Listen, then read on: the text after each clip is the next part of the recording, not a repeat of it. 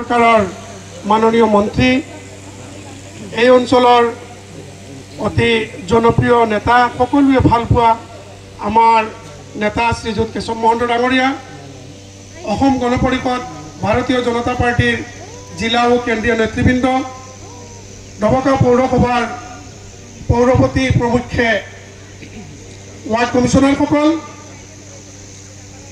R বিষয়া পূজাৰী প্ৰশাসনেৰ বিষয়া কৰ্মচাৰী সকল শ্ৰদ্ধেয় ৰাইজ আজি বৃহত্তৰ ডবকা নাগৰিক মঞ্চৰ ফালৰ পৰা মাননীয় মন্ত্ৰী মহোদয় ডবকা আহি ডবকাৰ এটা আঁচনি মুকলি কৰাৰ কাৰণে বাধাৰশিলা স্থাপন কৰাৰ কাৰণে সমগ্ৰ ডবকাবাসী ৰাইজৰ ফালৰ পৰা তেখেতক বহুত বহুত ধন্যবাদ কৃতজ্ঞতা জ্ঞাপন কৰিছোঁ।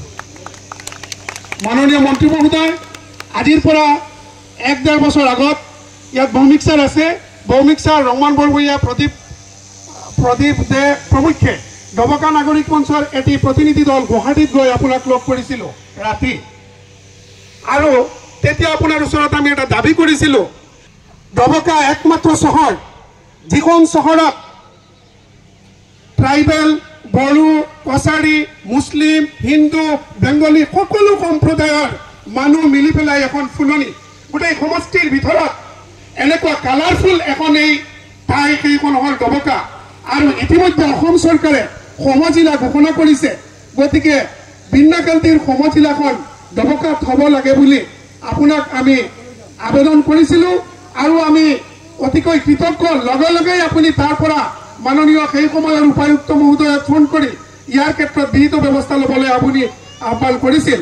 আজি আকৌ এই গোটেই হাউচৰ ফালৰ পৰা আপোনাক আহ্বান জনাইছোঁ, ডবকাৰ একমাত্ৰ চাৰ্কুল অফিচখনেই উন্নতিকৰণ কৰি সমজিলাখন তাৰ হেডকোৱাৰ্টাৰখন ডবকা হোৱাৰ ক্ষেত্ৰত আপুনি বিহিত ব্যৱস্থা ল'ব লাগে।